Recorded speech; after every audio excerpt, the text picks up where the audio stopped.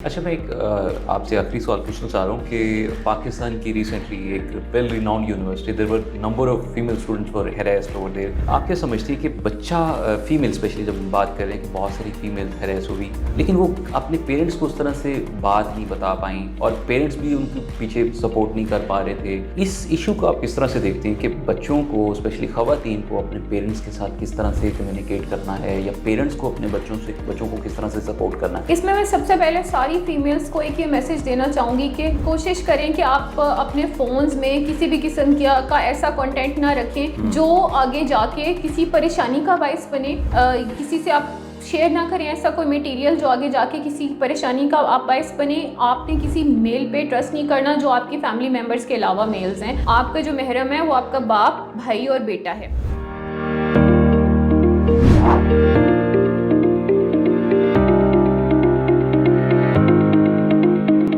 Hello अस्सलाम वालेकुम नाज़रीन, मैं डॉक्टर इरमाड, आप देख रहे हैं sharing of professional wisdom Qasim Ali Shah foundation के स्टूडियो में। एक दफ़ा से फिर से खुशामदीद कहते हैं। ख़वातीन की जो एम्पावरमेंट पे बात की जाए, विमेन एम्पावरमेंट पे बात करना बहुत ज़रूरी है।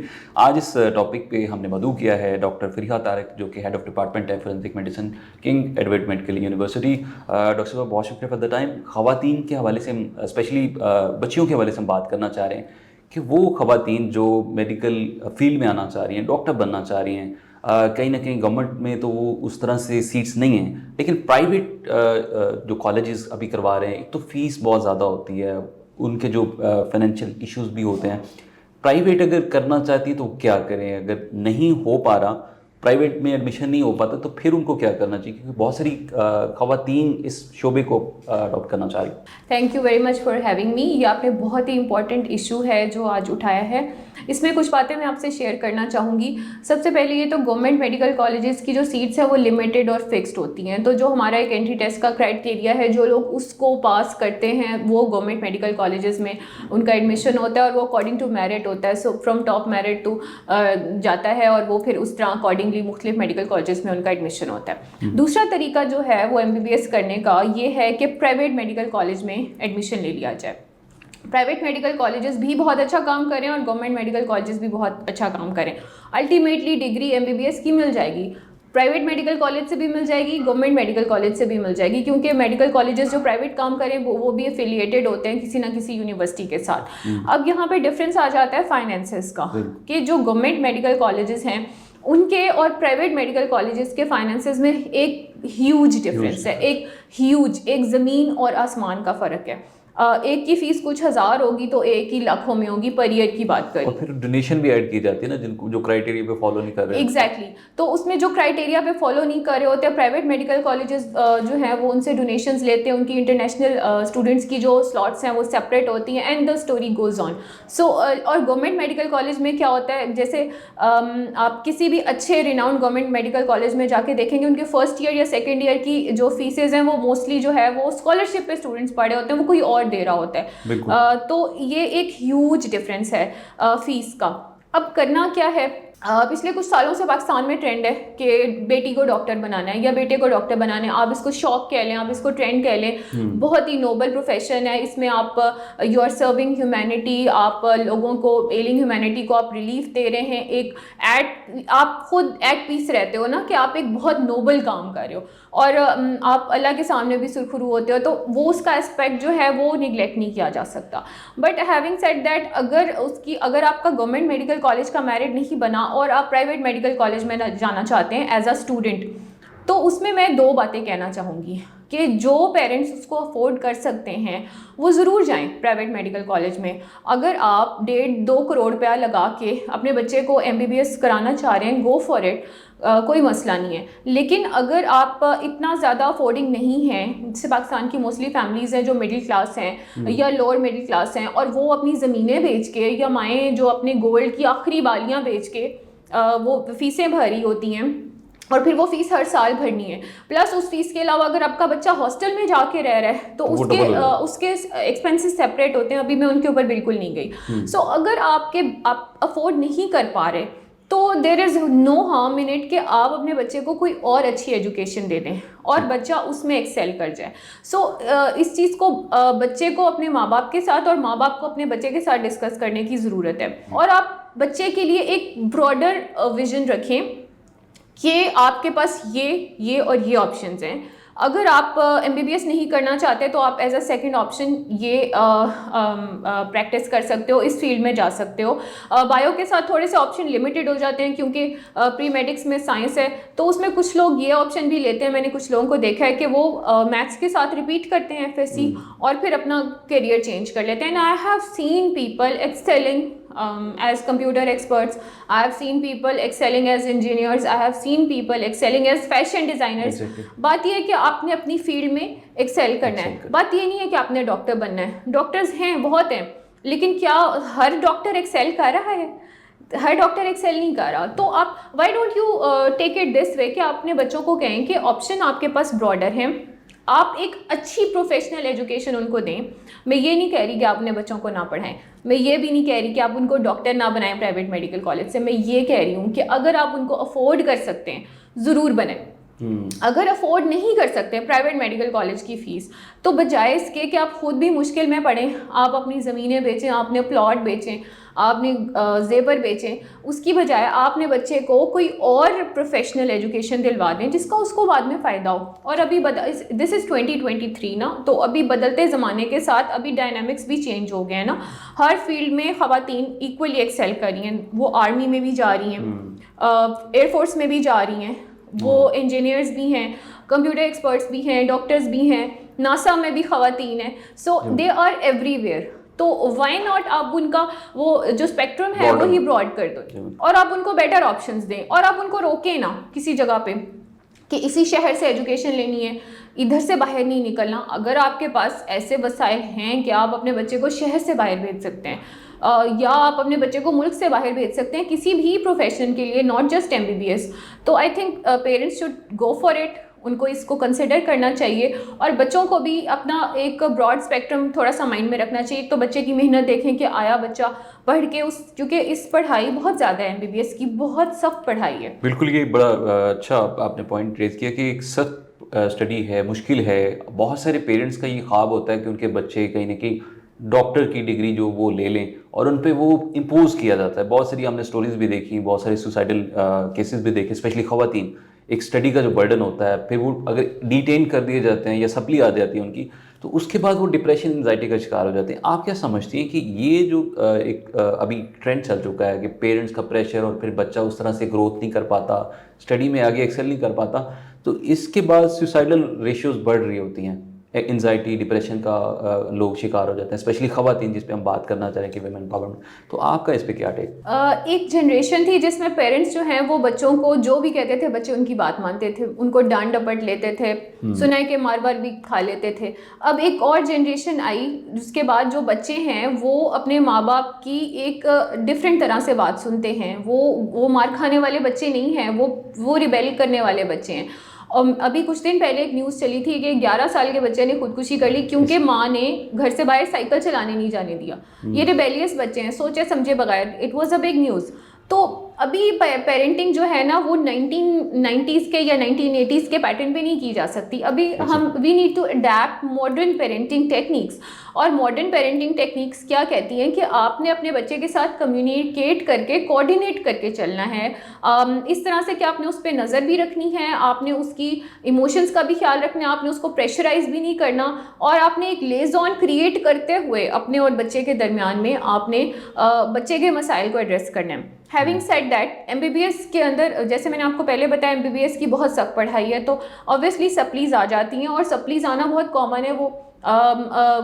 वो कोई आउट ऑफ द बॉक्स बात नहीं है, हो जाता है और फिर लोग उसको पास भी कर लेते हैं। अच्छा, इस पे मैंने ये भी देखा है कि बच्चे टीचर्स को ब्लेम कर रहे होते हैं, जो प्रोफेसर्स पढ़ा रहे होते हैं, या तो वो कहा जाता है जी फेवरेटिज्म होगी, उसकी वजह से भी बच्चे बहुत सारे डिप्रेस और एंजाइटी की तरफ शिकार हो जाते हैं और फिर वो अपना डिट्रैक हो जाते हैं स्टडी से भी। बहुत सारे लोगों को मैंने छोड़ते देखा। MBBS की स्टडी मुश्किल है, तो क्या बीइंग अ टीचर आप क्या ये समझते हैं कि हकीकत में है ऐसे कि टीचर या प्रोफेसर्स बच्चों के साथ ज्यादती करते हैं? देखिए, मैं 2023 की बात करूँगी, आज के ज़माने की बात करूँगी। मैं MBBS के स्टूडेंट्स को पढ़ाती हूँ और आज के ज़माने में जो मेरे अपने एक्सपीरियंसेस हैं उसके मुताबिक अभी ये चीज़ तकरीबन ख़त्म हो चुकी है।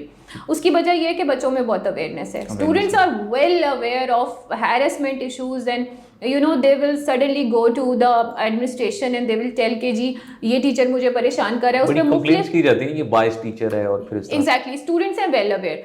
दूसरा है सोशल मीडिया का दौर, तो अगर ये पहले कभी होता होगा तो अब नियर टू निल है, पहली बात। दूसरी बात ये कि हर इंस्टीट्यूशन अपने लेवल पे उन्होंने कुछ ऐसी कमेटीज़ बनाई हुई हैं जिसमें स्टूडेंट जाके इन मसलों को एड्रेस करते हैं। फॉर एग्जांपल उनको लगता है कि कोई प्रोफेसर है जो उनको डेलिबरेटली तंग कर रहा है या कोई क्लैश आ रहा है और वो जानबूझ के उसको डिटेन कर रहा है या ख़राब कर रहा है या पास नहीं कर रहा, तो उसके ऊपर भी मुख्तलिफ इंस्टीट्यूट्स में मुख्तलिफ कमेटीज़ बनी हुई हैं। एक एप्लीकेशन दे सकता है स्टूडेंट और स्टूडेंट कहता है कि मैं नहीं चाहता कि ये टीचर मेरा वाइवा ले क्योंकि इसके मेरे साथ ये इश्यूज़ हैं और ये मुझे बार बार फेल कर सकता है।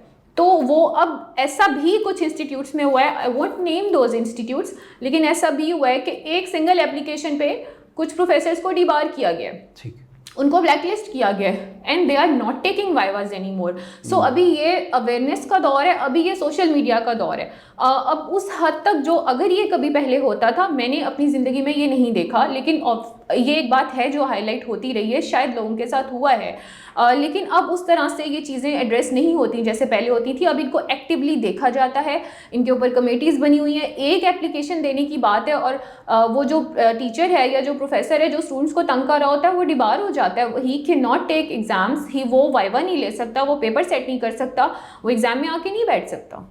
अच्छा, मेंटल स्ट्रेस की अगर हम बात करें, पेरेंट्स का क्या किरदार होना चाहिए? बिकॉज पेरेंट्स तो बच्चे को पैम्पर्ड, बहुत सारे पेरेंट्स अपने बच्चों को पैम्पर्ड रखते हैं। आप क्या समझती हैं कि बच्चों को अगर वो मुश्किल में हैं या कोई उन पर कोई स्ट्रेस आ गया है या कोई ऐसा इशू हो गया है कि बच्चा उस सिनेरियो से किस तरह से बाहर निकले, पेरेंट्स का क्या किरदार होना चाहिए? क्योंकि मुश्किल वक्त में उनकी किस तरह से तरबियत होनी चाहिए, इस पे आप थोड़ी सी रोशनी डालिए। मुश्किल वक्त आपके बच्चे पे हर फेज़ में आएगा, चाहे वो एक छोटा बच्चा है, चाहे वो एक एडल्ट चाइल्ड है और चाहे वो मैरिड है। हम बीइंग मुस्लिम जो है, हमारा दीन भी यही कहता है कि वालिदैन के साथ ज़्यादा जुड़े रहो, तो हम अपने पेरेंट्स के साथ बहुत ज़्यादा कनेक्टेड होते हैं और उसमें पेरेंट्स का सपोर्टिव पॉजिटिव रोल बहुत ज़्यादा रोल प्ले करता है। मुश्किल वक्त में सबसे इम्पॉर्टेंट ये होता है कि आपने खड़े रहना है, और खड़े रहना आपको तब समझ आता है जब आपको पहले से कोई बैकअप हो, आपकी इस बात पे ट्रेनिंग हुई हो, आपके पेरेंट्स ने आपको कंटिन्यूस रीइंफोर्समेंट्स दी हों कि I got your back, you got to do this, I got your back, ये हो जाएगा, दिस टू शेल पास। तो पेरेंट्स का रोल जो है वो इसमें सपोर्टिव ही होना चाहिए। बच्चे के ऊपर कोई मुश्किल है, चाहे वो छोटा बच्चा है, जैसे छोटे बच्चों में और स्कूल्स में बुलिंग बहुत ज़्यादा है और this needs to be addressed. तो इसमें यह कि जब बच्चा पेरेंट्स के पास आता है कि मैं स्कूल नहीं जाना, बच्चा आपको ये नहीं कहेगा कि मैं स्कूल में बुली हो रहा हूँ, बच्चा आपको नहीं कहेगा ये लड़का मुझे तंग कर रहा है, इसने मुझे ऐसे मारा, व्हाटसोएवर। बच्चा ये कहेगा मैंने स्कूल नहीं जाना, school won't be a happy place for the child. तो बजाय इसके कि आप उसको मारें, आप उसको डांट डपट करें, तुम स्कूल नहीं जाते, निकम्मे, ये वो, no, you need to dig out the issue कि असल में मसला क्या है। और आप ये डिग आउट तब कर सकते हैं जब आपका बच्चे के साथ कम्युनिकेशन बहुत अच्छा हो। बच्चे के साथ कम्युनिकेशन अच्छा होगा, आपका कोई हैप्पी टाइम बच्चे के साथ गुजर रहा होगा, उस मोमेंट में बच्चा आपको बताएगा कि मम्मी और पापा मेरा ये मसला है स्कूल में, इसलिए मैं स्कूल नहीं जाना चाहता। बच्चों के लिए, कुछ बच्चों के लिए स्कूल जाना बहुत बड़ा फियर होता है, वो कांप रहे होते हैं सुबह, मैंने आज स्कूल नहीं जाना। और अगर आप उस मसले की रूट कॉज पे जाएं तो पता लगता है कि बुली हो रहा है बच्चा, तो उसमें फिर ये कि बच्चे के पेरेंट्स अपना रोल प्ले करते हैं और फिर टीचर के साथ एक पॉजिटिव कम्युनिकेशन के साथ उस मसले को हल किया जाता है। ये है स्कूल के लेवल पे बात। फिर जब बच्चा एडल्ट है और जब बच्चा बड़ा हो गया है, वो अपने किसी प्रोफेशनल कैरियर में है या मैरिड लाइफ में है, उस वक्त बच्चे पे जो भी मुश्किल आए, उस वक्त बच्चे को सिर्फ इतनी रीइंफोर्समेंट चाहिए होती है कि मेरे पीछे मेरे माँ बाप खड़े हैं, ठीक है। और आपने अपने बच्चे को इस बात का भी इदराक करना है कि गलत बात के पीछे हम नहीं खड़े। अगर आपसे कुछ गलती किससे हो गई है, कोई गलत बात आपसे किसी गलती से हो गई है, तो we are after you, we got your back, we will try to sort out things for you. लेकिन आपने बच्चे को इस बात का भी एहसास नहीं दिलाना कि वो जो मर्जी करता रहे, he got your back. For example, अभी ये एक कार एक्सीडेंट का मामला हुआ है लाहौर में, और वो बच्चा जो है वो अंडर एज था। ऑब्वियसली उनके वालिदैन को पता होगा कि वो गाड़ी चला के जाता है, और वो उसने 6 लोगों का जो है वो जिस तरह से वो हादसे का शिकार हुए हैं उसकी गाड़ी के साथ। तो आपने अपने बच्चे के अंदर ये चीज़ इनकलकेट करनी है कि गलत बात बर्दाश्त नहीं की जाएगी, उस पर आपको हमारी सपोर्ट भी नहीं मिलेगी और सही बात पे हम पीछे भी नहीं हटेंगे। सो दिस रीइंफोर्समेंट जो है ना, ये पेरेंट्स से ये बहुत ज़रूरी है। और अगर बच्चे को पॉजिटिव सपोर्ट मिलती रहे तो आम तौर पे देखा ये गया है कि बच्चा गलत साइड पे नहीं जाता। आपका बच्चा गाड़ी चलाना चाहता है, आप उसको अंडर एज पे अलाउ मत करें। जब उसकी उम्र हो जाए आप उसको सिखाएं ड्राइवर से, प्रॉपर एक ड्राइविंग स्कूल में डाल के, और फिर जब आपको लगे कि वो स्किल्ड इनफ है तो भी कुछ अर्सा कोशिश करें उसके साथ आप गाड़ी में बैठें, कोई बड़ा साथ बैठे, उसको सुपरवाइज करे, कोई मॉनिटर करे, जो उसकी स्किल जो पॉलिश होने का टाइम है उसको इम्प्रूव करे, और उसके बाद आप उसको एक इंडिपेंडेंट गाड़ी चलाने की इजाज़त दें। तो इस तरह से बच्चों के लिए आप एक कंटिन्यूस नज़र भी रखें, बच्चों को ये भी पता हो गलत बात के ऊपर ना माँ साथ खड़ा होगी ना बाप साथ खड़ा होगा, और बच्चे को ये भी पता हो कि अगर मुझसे गलती से कुछ हो गया है या कोई चीज़ है जो अब मुझे परेशान करी है या मैं किसी बात पे परेशान हूँ तो उस बात पे माँ बाप सपोर्ट भी करेंगे। सही। सो एक बैलेंस स्ट्राइक करना बहुत ज़रूरी है। अच्छा, मैं एक आपसे आखिरी सवाल पूछना चाह रहा हूँ कि पाकिस्तान की रिसेंटली एक well renowned university, there were number of female students were harassed over there. आप क्या समझती हैं कि बच्चा, फीमेल स्पेशली जब हम बात कर रहे हैं कि बहुत सारी फीमेल हैरेस हुई, लेकिन वो अपने पेरेंट्स को उस तरह से बात नहीं बता पाई और पेरेंट्स भी उनके पीछे सपोर्ट नहीं कर पा रहे थे। इस इशू को आप किस तरह से देखते हैं कि बच्चों को, स्पेशली ख़वातीन को, अपने पेरेंट्स के साथ किस तरह से कम्युनिकेट करना है, या पेरेंट्स को अपने बच्चों को किस तरह से सपोर्ट करना है? इसमें मैं सबसे पहले सारी फीमेल्स को एक ये मैसेज देना चाहूँगी कि कोशिश करें कि आप अपने फ़ोन्स में किसी भी किस्म का ऐसा कंटेंट ना रखें जो आगे जाके किसी परेशानी का बायस बने। किसी से आप शेयर ना करें ऐसा कोई मटेरियल जो आगे जाके किसी परेशानी का आप बायस बने। आपने किसी मेल पे ट्रस्ट नहीं करना जो आपकी फैमिली मेम्बर्स के अलावा मेल्स हैं, आपकी यूनिवर्सिटी कॉलेजेस में आप उनको कहते हैं कि वो आपके दोस्त हैं, डोंट ट्रस्ट देम, और उनको आप ऐसा कोई कंटेंट, कोई वीडियो मैसेज, कोई कॉल, कुछ भी ऐसा कुछ शेयर ना करें कि जिस पे आपको बाद में परेशानी का सामना करना पड़े, क्योंकि उस वक्त आपको लग रहा होता है कि वो बंदा बहुत ट्रस्टवर्दी है, वही जिन पे आप ट्रस्ट कर रहे होते हैं वो आपकी वीडियोस लीक कर रहे होते हैं। So don't trust anybody. आपका जो महरम है वो आपका बाप, भाई और बेटा है। पहली बात, girls need to understand this. और सेकेंडली, जो पेरेंट्स हैं, गॉड फॉरबिड अगर ऐसी कोई बात हो गई है, they need to stand by their daughters. और जो लड़कियां हैं पहले वो खुद अपने लिए खड़ी हों। First of all, they are grown up adults, they are not children, वो बच्चे नहीं हैं। So they need to understand this fact कि वो किसी भी किस्म का गलत जो है मवाद जो है वो शेयर ना करें, ऐसा जो उनके लिए बाद में नुकसान का बायस बने, और किसी को भी ट्रस्ट करते हुए। और फिर ये कि they need to stand up for themselves. और फिर पेरेंट्स को भी जो है वो, चूँकि वो एक बहुत बड़ा सोशल इशू वो बन गया था, तो पेरेंट्स को भी they need to stand up for the cause के जहाँ पे ज्यादती हो रही है या हैरेस हो रहे हैं तो उस चीज़ पे खड़े होंगे तो बात आगे चलेगी ना। और ये सोशल मीडिया का दौर है, अभी वो दौर नहीं है कि चीज़ें स्नब हो जाती हैं, अभी स्नब नहीं होती। अब ये दुआ वाला अभी तो आपके सामने है ना केस, वो भी तो चला था ना, पेरेंट्स ने स्टैंड लिया था ना बेटी के लिए, अल्टीमेटली क्या हुआ, दे वन, पेरेंट्स ने स्टैंड लिया था। तो हमारे पास एग्जांपल्स हैं and we need to stand for that. ठीक है, बहुत शुक्रिया मिस्टर, बहुत अच्छा लग रहा है। मैं नहीं चाह रहा कि प्रोग्राम को वाइंड करें, लेकिन मजबूरी हमें जाना है। जी नाज़रीन, हमारे साथ मौजूद थी डॉक्टर फरीहा तारिक, जो बता रही थी कि ख़वातीन की जो एम्पावर है उसको किस तरह से हम आगे लेके चल सकते हैं। और मेंटली तौर पर बहुत सारी ख़वातीन को डिप्रेशन, एंजाइटी का शिकार हो जाती हैं। स्पेशली जो हमने बात की कि वो ख़वातीन जो मेडिकल शोबे में स्टडी कर रही हैं, मेडिकल MBBS कर रही हैं, या वो ख़वातीन जो सोसाइटी में कहीं ना कहीं उनको हैरेस किया जाता है या और मसाइल का शिकार हो जाती हैं, उनको किस तरह से एम्पावर किया जा सकता है, पेरेंट्स का क्या किरदार हो सकता है इस वाले से। तो आज इस पर हमने बात की और उम्मीद करते हैं आज का शो आपके लिए बहुत मुफीद साबित होगा। अपने मेज़बान डॉक्टर एम आर इजाज़त दीजिए। अल्लाह निगहबान।